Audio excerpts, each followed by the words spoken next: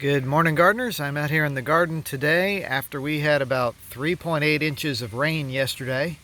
We got pretty soggy, but showing you here, I've got some snap peas coming up. Look at those little guys. It's exciting. It's a row of snap peas. I got those seed from Baker Creek. So those are an heirloom variety of seed. And I think what I'm going to focus on this year is a little bit of seed preservation so that when they do produce some pods, I'll let a couple of them actually brown on the vine and then collect those pods so I can plant them again later, probably for next year, because seeds can save for quite a while. I mean, I've had tomato seeds from 10 years ago still germinate, so and every seed is different. Snap peas probably only have viability of a couple of years, but if you keep them in the right conditions, keep them dry, keep them from getting too many temperature changes, you don't want too much heat. You can even put them in the refrigerator and they'll probably do okay there. As long as they're dry, that's the key.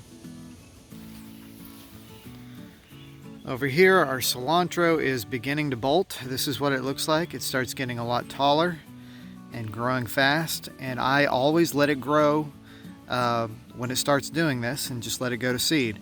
And the reason for that is two things. Number one, I like to collect the seed. Cilantro is a reseeder, and if you let it go to seed, it will do a lot of it on its own, but you can collect it and it makes massive amounts of seed. The other thing, well, let me go back to that for a second. Coriander is what cilantro turns into after it's gone to seed. So you can use that coriander in your cooking just like you would like pepper, grind it up and use it like pepper would.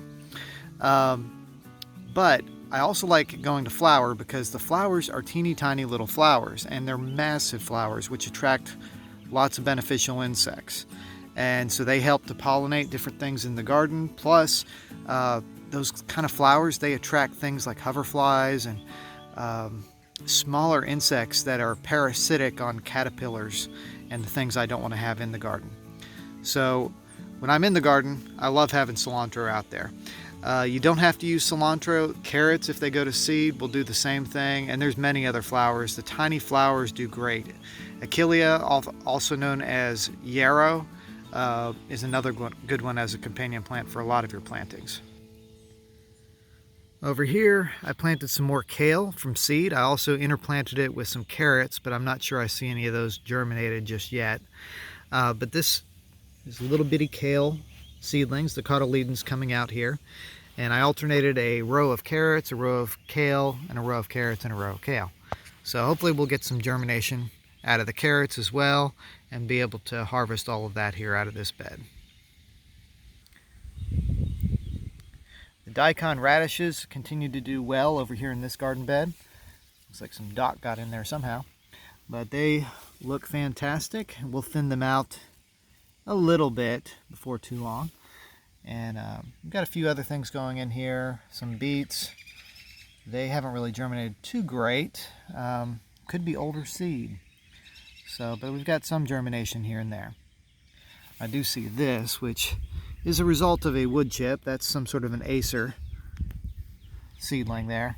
We don't really want to grow a maple tree in the middle of a raised bed. So, and just so you're aware, this is the round raised bed that was made out of a fire pit. So that's a really cool use of an alternative material to make something quick and easy as a fire bed. I mean, as a raised bed, not a fire pit. And in the greenhouse, the peppers are looking okay. The tomatoes are looking good.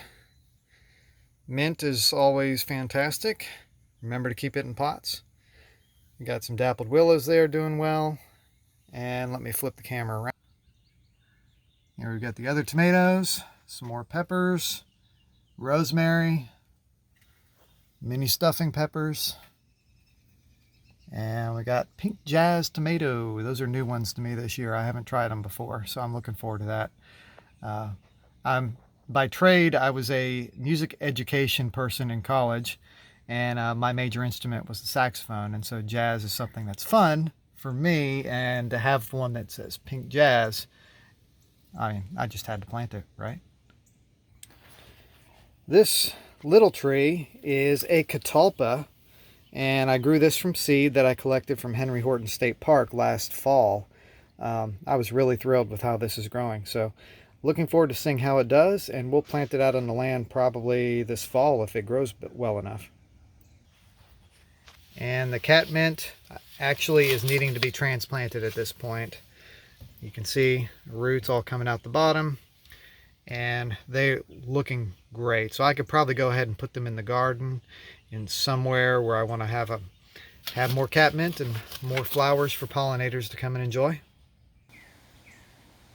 And just to give you a little glimpse of some of the more fun stuff that we've got growing, this is the Shasta Viburnum. It's a gorgeous plant. Definitely recommend you having one in your garden somewhere just to enjoy this massive set of blooms that it gets. I'm going to back up a little bit here for you.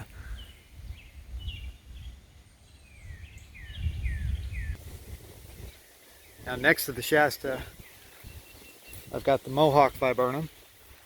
And if only you could smell this thing. It is fantastic. This is a variation of the Korean spice viburnum, and it's another must-have in your garden, at least in my opinion. Onondaga Viburnum looks great.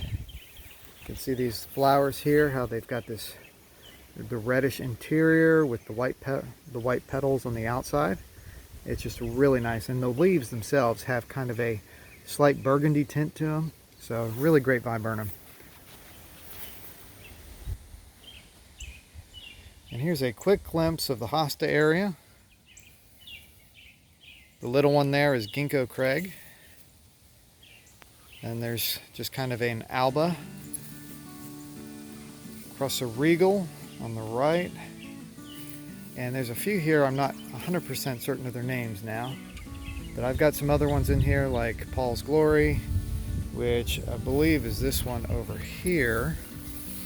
That's set. And then on the other side, we've got a Summon Substance there in the back behind that hydrangea. And I believe this one over here is Guacamole. So just a few of the hostas. Here in Tennessee, it's the time of year for the dogwoods to start blooming. This one is a Constellation dogwood, and I kind of wish I'd planted in a different spot because I don't really get to enjoy it as much because all the flowers are up above everything. It's typically an understory tree, but I've got it planted next to this forest pansy redbud, and the forest pansy redbud kind of covers it right now. It gives it the understory look. But I wish it was a little bit more prominent with the dogwood. Just a mental note when you're thinking about things to design your next garden, to think about where you want those flowers and plants to actually be. Not today, but in 10 years. So I hope you enjoyed this quick look around my garden this morning.